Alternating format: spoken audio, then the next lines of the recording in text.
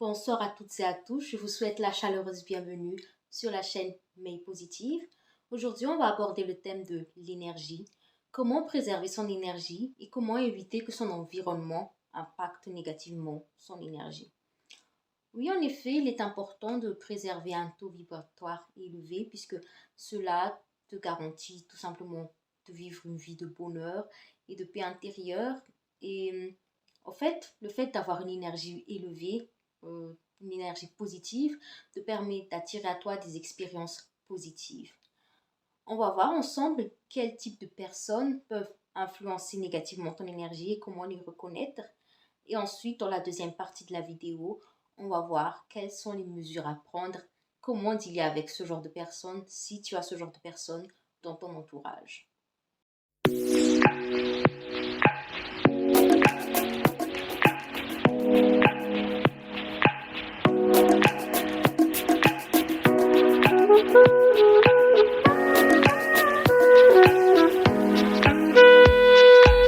Pour reconnaître si une personne influence négativement ton énergie, apprends à écouter les sensations de ton corps.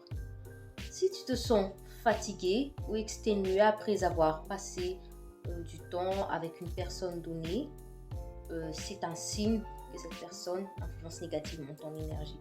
Alors c'est pas du genre où c'est juste une fois, mais quand c'est répétitif, c'est qu'il faut commencer à te poser des questions et à revoir cette relation.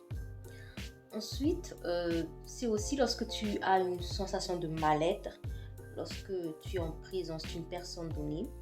Ça, c'est également un signe à ne pas négliger. Je vais te donner 4 types de personnes qui peuvent influencer négativement ton taux vibratoire. Et ensuite, on va voir quelles mesures sont à prendre, comment dealer avec ce genre de personnes pour ne pas subir ces énergies négatives. Alors, le premier type de personne, c'est le genre de personne qui est toujours là quand les choses vont mal. Ça peut être des deux côtés.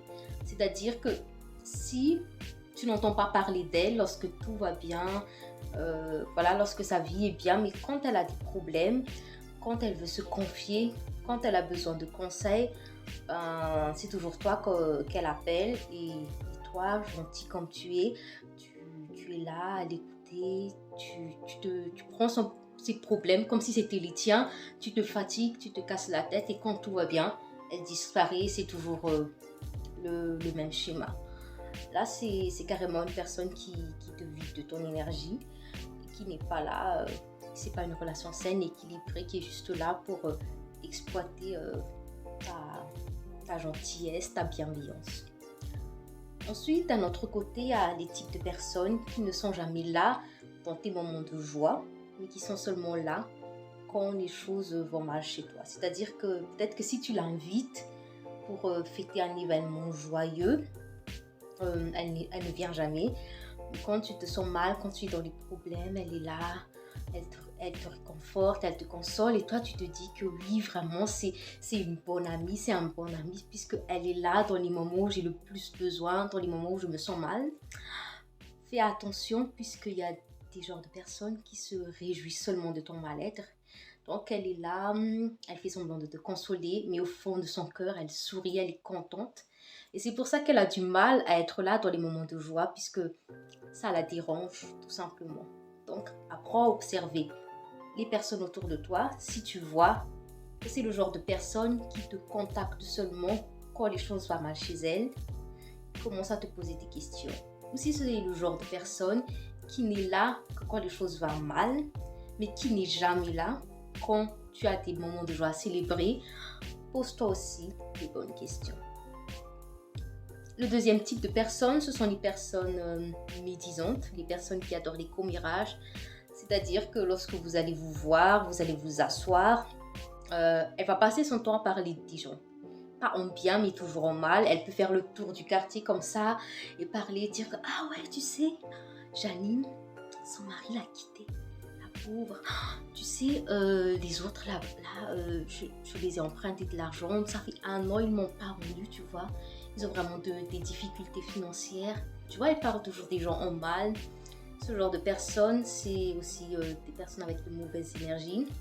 La plupart du temps, ce sont des personnes jalouses. Donc, le fait de dire du mal des autres, de rabaisser les autres, les conforte un peu, les fait en sorte qu'ils se sentent supérieurs. Et le souci aussi avec les personnes qui sont de vrais commerces, c'est que les choses ne peuvent pas rester secrètes avec elles. Donc, ce ne sont pas des personnes de confiance. Tu ne peux pas les confier un problème, les confier une chose et espérer que ça reste secret. Le troisième type de personne à éviter pour garder une bonne énergie, ce sont les personnes qui détruisent tes rêves. Alors, je m'explique, c'est le genre de personne, par exemple, si tu as un projet et que tu commences à lui en parler, elle commencera à critiquer et à voir tous les points négatifs. Elle va même se moquer de toi et te dire que franchement, tu as des idées débiles, tu es bête. Évite ce genre de personnes puisque ça va tout simplement te faire perdre la foi en toi, la confiance en toi, la foi en toi, en tes projets. Donc, évite ce genre de personnes. Et le dernier type de personnes, ce sont les personnes qui te font douter à travers leur comportement. Alors, qu'est-ce que je veux dire par là? Les personnes qui te font douter, ce sont les personnes qui te font douter de votre relation en général. Ça soit beaucoup plus dans le cadre amoureux, en début de relation, ou carrément, il y a des débuts de relation qui durent 3 ans, on ne sait pas pourquoi. Où des gens, on ne savent pas trop, tu ne sais pas trop où les classer dans le cadre amoureux, si vous êtes ensemble ou pas. Ou peut-être même une amie, tu ne sais pas trop si tu peux la considérer comme une amie proche ou pas. Vous ne savez pas trop comment classer la personne en fait. Faites attention avec ce genre de personnes, puisque plus vous passez du temps à ruminer, à remettre en question la nature de votre relation, ou si vous pouvez vraiment compter sur cette personne, plus vous allez perdre en énergie. Alors, comment dealer avec ces types de personnes? La chose la plus facile, la plus simple et la plus bénéfique, c'est de couper les ponts. Mais il y a certains cas où, c'est un peu délicat. Ce n'est pas facile, ce n'est pas faisable de couper les ponts puisqu'il y a un lien fort.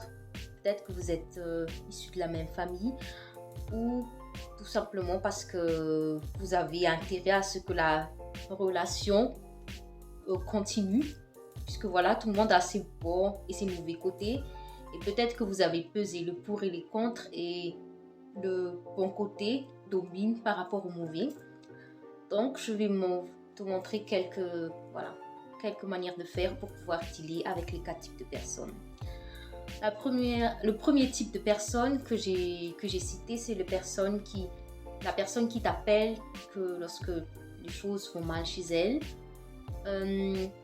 Pour ce genre de personnes-là, fais en sorte de ne pas toujours répondre à ses sollicitations.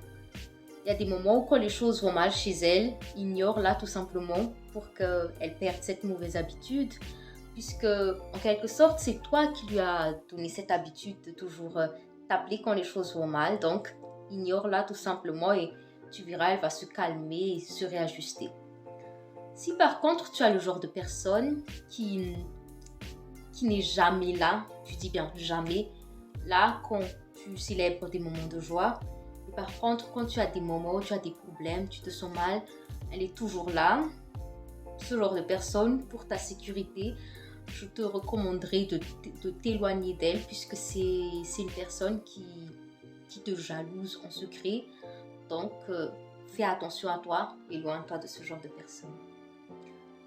Pour le deuxième type de personnes que j'ai cité, les personnes commères, je te conseille tout simplement d'éviter d'entrer dans son jeu, d'éviter de la fréquenter tout le temps, puisqu'elle va te ramener dans des bassesses où tu te retrouveras là même à jouer la commère avec elle.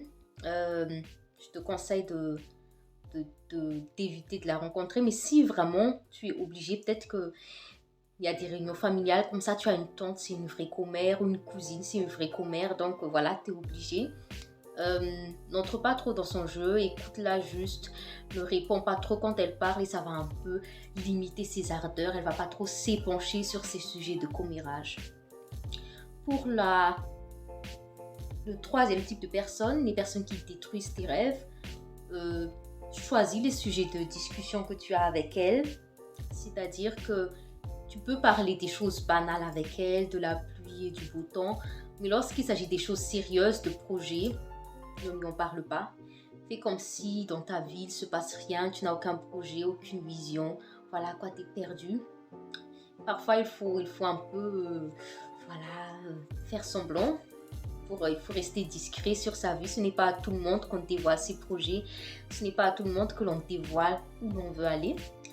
Donc, pour les personnes qui ont tendance à détruire tes rêves, ne leur en parle pas. Peut-être que tu peux parler d'autres choses avec eux.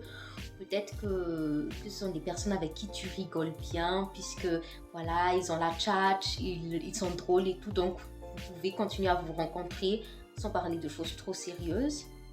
Et pour le dernier type de personnes, les personnes qui vous font douter en constance de la nature de la relation, c'est peut-être que tu as une soi-disant amie, enfin une fille que tu considères comme une amie, mais il y a des moments où elle te fait te sentir seule dans votre amitié, c'est-à-dire qu'elle a des comportements bizarres. Un jour elle est super sympa, un autre elle est bizarre avec toi. Quant à ce genre de personne, fais comme si elle n'existe pas, ignore-la, prends tes distances, puisque une personne qui te fait douter à chaque fois de la nature de la relation et au final va te faire douter de toi, n'a aucune place dans ta vie. En gros, si tu as des personnes dans ton entourage qui plombent ton énergie et que tu ne peux pas totalement couper les ponts pour une raison ou pour une autre, il est important que tu instaures des limites. Des limites au niveau du temps passé avec cette personne. Tu dois minimiser le temps passé avec elle. Et des limites au niveau des sujets de discussion. C'est-à-dire qu'il y a certains sujets sensibles que tu dois éviter d'aborder avec elle. Ces sujets sont tes problèmes personnels, tes projets et ta vie de couple. Il est important que tu prennes conscience que tu peux complètement foirer ta vie, tout simplement puisque tu as un mauvais entourage. Puisque ton entourage influence non seulement tes habitudes, ton mindset, mais aussi ton énergie.